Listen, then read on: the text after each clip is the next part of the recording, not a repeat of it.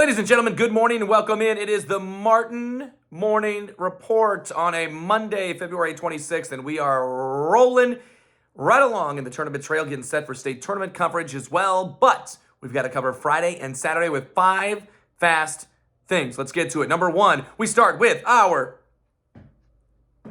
performance of the day, and it goes to Carter Groover. This is between Friday and Saturday, so you can say performance of the weekend if you want. But performance of the day on the MMR Martin Morning Report, Carter Groover from Woodbine on Saturday. He dropped in 30 on some heads there. And the Woodbine Tigers are on to state for the first time since 1996 in the 4th overall time.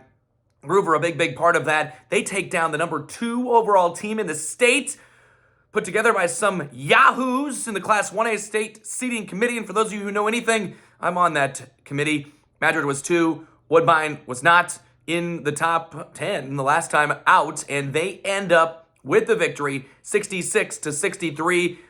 Honestly, I knew they were capable, and they showed it. And Carter Groover was a big part of that, the performance of the day. On to state, congratulations to the Woodbine Tigers. Up next is little old North Lynn. Number 2, 2 other KMA Land Iowa teams into the state tournament over the weekend. Trainer is one of those. They win it 71-63 over Grandview Christian. Jace Tams was hitting deep ones. Alec Lovely with a huge 3-pointer as well. And Trainer takes down Grandview Christian. Now, that was the second time they beat Grandview Christian, but it was I shouldn't say entirely, but it was a different Grandview Christian team. Grandview Christian added players in the middle of the year. What? How is that possible? The middle of the season, they added good players in the middle of the season. And now, Trainer's going to state, and Grandview Christian is not. Trainer has not added players in the middle of the season, to the best of my knowledge. All right, also going on to state, Underwood, for the first time in school history, what a performance on Saturday as they put it all together, as they have so often this year, in an 81-50 win over South Hamilton. First time in school history, as mentioned, for the Eagles. They're going to the state tournament. And I'll tell you what, would you have believed, you look at this group of seniors and what they've accomplished in football, what they've accomplished in baseball, would you believe that maybe their best sport is basketball? Could very well be. They are scary going into that 2A state tournament. All right, number 3, 4 boys basketball teams between Missouri and Nebraska also qualifying for state on Saturday for South Holt. It was a 31-point performance from Tylen Prusman, who helped them win over North Andrew. Platte Valley got 19 from Alex Madsen and a whole lot of other, I believe I saw 11 of the 12 or 12 different guys scored. And Platte Valley rolls over Worth County. Ashland Greenwood on to the state tournament again in Nebraska. Derek Tonjes dropped 20 in a 20-point win over Minden. If he wasn't there, they would have tied. Back to the state tournament after winning titles in 2022 and 2023. It's the 6th time in school history and 4th since 2020. Johnson Brock is also on to state. They take down Elmwood Murdoch, a low-scoring game. Camden Dollinghouse had 14, leading 3 players in double figures on Saturday. And the Eagles will defend their state championship from last year as well and make their 11th trip, their 5th since 2018, looking for their 3rd state championship since that time as well.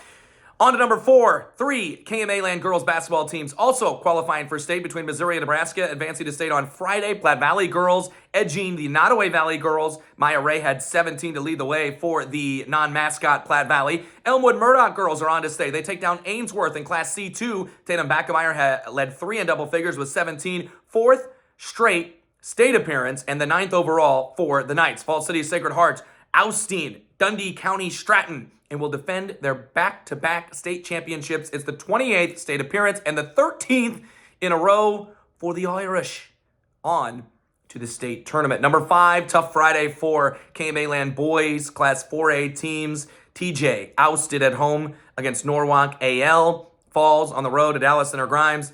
But Sioux City East is a win away from state. They're into a sub-state final. 4 players in double figures in their victory over the Polar Bears of Des Moines North. That's your 5 fast things from the weekend that was today. Very busy. Going to be a lot to talk about tomorrow. 7 state quarterfinals, including Harlan and Mount Vernon on KMA 960 night at 6:45.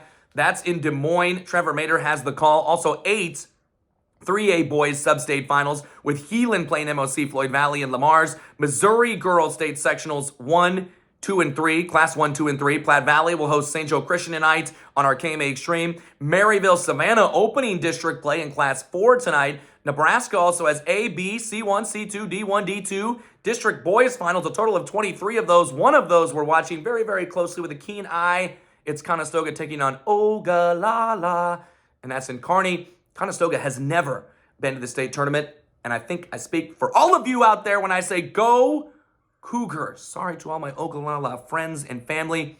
I don't have any family there or friends, but regardless, I'd like to see Conestoga go to the state tournament. By the way, why am I wearing Oklahoma? It's a Jordy Ball shirt. I got it free from Breaking Tea, and Jordy Ball is a Nebraskan, and we love Nebraska around here, right?